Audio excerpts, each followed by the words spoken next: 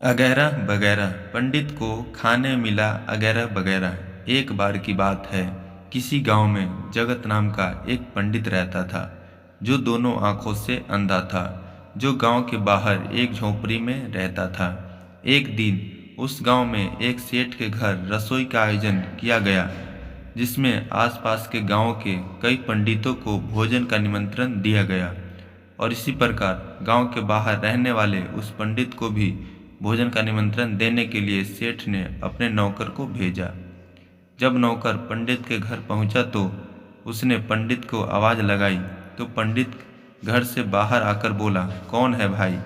नौकर ने अपना परिचय दिया और कहा कि आज गांव में सेठ के घर एक बड़ी रसोई का आयोजन किया जा रहा है और जिसमें आपको भी भोजन का निमंत्रण भेजा है सेठ जी ने।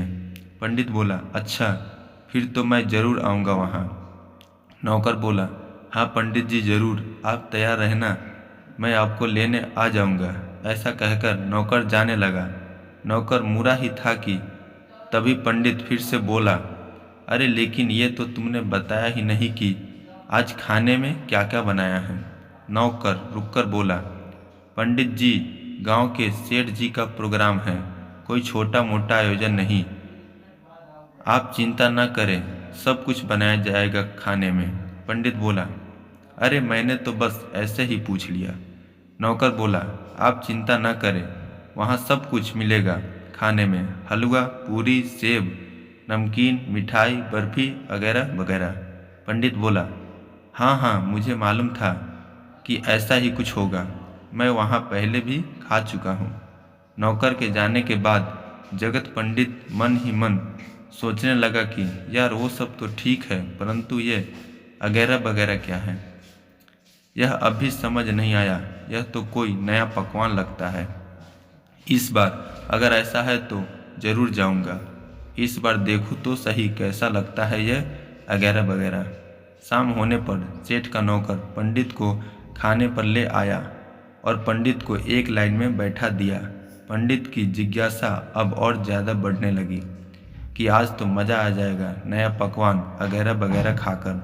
पंडित ये सब सोच ही रहा था कि तभी दोना पत्तल लग गए और भोजन परोसा जाने लगा। अब पंडित की स्वादिंद्रियां जाग उठी। अब जैसे ही पत्तल में कोई पकवान रखा जाता, पंडित तपाक से उसे छूकर यह जानने की कोशिश करता कि वह क्या है और सोचता, अच्छा ये तो रसगुल्ला है, अरे ये तो मिठाई है, हाँ ये तो बर्फ़ी है, ये सब तो मैं कई बार खा चुका हूँ, मुझे तो बस वो मिल जाए। अब सबसे पहले तो मैं उसी को ही चखूँगा और बाकी सब बाद में। धीरे धीरे पत्तल भरती गई और पंडित इसी तरह सभी पकवानों को उत्सुकता से जांचता रहा, परंतु उसे अभी भी इंतजार था उस अनजान और मायावी चीज़ का, जिसके लिए वो आज पूरे दिन नमक का पानी पी पी कर अपनी भूख को बढ़ाता रहा। आखिर कब आएगा वो अगैरह वगैरह? मेरी पूरी पत्तल भर चुकी है अब तो, पंडित मन ही मन सोच ही रहा था। तभी किसी की आवाज़ आई कि भोजन शुरू किया जाए। तभी, अरे ये क्या, अभी तो मेरा वो कब लाओगे? पंडित जोर जोर से बुदबुदाने लगा। अरे कहीं ऐसा तो नहीं कि किसी ने जल्दीबाजी में रख दिया हो इधर उधर। पंडित अपने दोनों हाथों से उसे ढूंढने लगा। तभी उसने पत्तल के बाहर एक गोल चीज को छुआ तो मन थोड़ा शांत हुआ। हाँ यही होगा शायद। और कितने मूर्ख लोग हैं, खाने की चीज को भी ऐसे ही रख जाते हैं। अब पंडित उस गोल चीज को पाकर बहुत खुश था। तभी उसने सोचा कि यह सब व्यंजन तो मैं बाद में खाऊंगा, पहले इसका स्वाद लिया जाए कि कैसा लगता है और कैसा स्वाद है इसका। तभी पंडित ने उस अद्भुत चीज को उठाया और जैसे ही मुंह में दबाया तो अरे ये क्या, इतना भारी और कठोर। पंडित ने फिर जोर से दांतों में दबाया तो इस बार मुंह से जोरदार आह निकल पड़ी। अरे भगवान, कितना सूखा हुआ है ये, कैसे खाया जाए? इसे तो दांतों से तोड़ना भी मुश्किल है, अब क्या करें इसका? तभी पंडित को एक उपाय सूझा। लगता है इसे फोड़ना पड़ेगा, हो सकता है इसके अंदर कोई गुठली जैसा आइटम निकले। तभी पंडित को लगा कि सामने कोई दीवार है और शायद उससे टकराने पर उसका वो अगैरा वगैरह फूट जाए।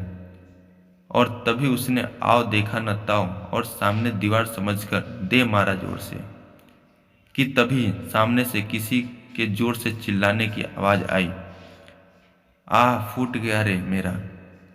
सामने लाइन में बैठा हुआ आदमी दर्द से चिल्ला उठा, क्योंकि पत्थर की जोरदार चोट से उसका सर फूट गया था। तभी पंडित गुस्से में बोला, ओए खाना मत, ये मेरा आइटम है, फूट गया तो ला वापस मुझे दे। पंडित को लगा कि उसका अगैरा वगैरह फूट गया है। तभी सामने वाला आदमी भयंकर गुस्से में होकर बोला, हाँ जरूर, रुको महाराज, अभी देता हूँ आपको। और फिर सामने वाला आदमी टूट पड़ा उस पंडित पर। तो मित्रों, यह कहानी अगैरा वगैरह आपको अगर अच्छी लगी हो तो इसे अपने दोस्तों में शेयर करें, और इसको सुनकर आपको कितना मज़ा आया हमें कमेंट बॉक्स में ज़रूर बताएं। और साथ में हमारे इस चैनल को सब्सक्राइब कर लें, ताकि इसी तरह की वीडियो आप सभी को हमेशा मिलती रहे। धन्यवाद।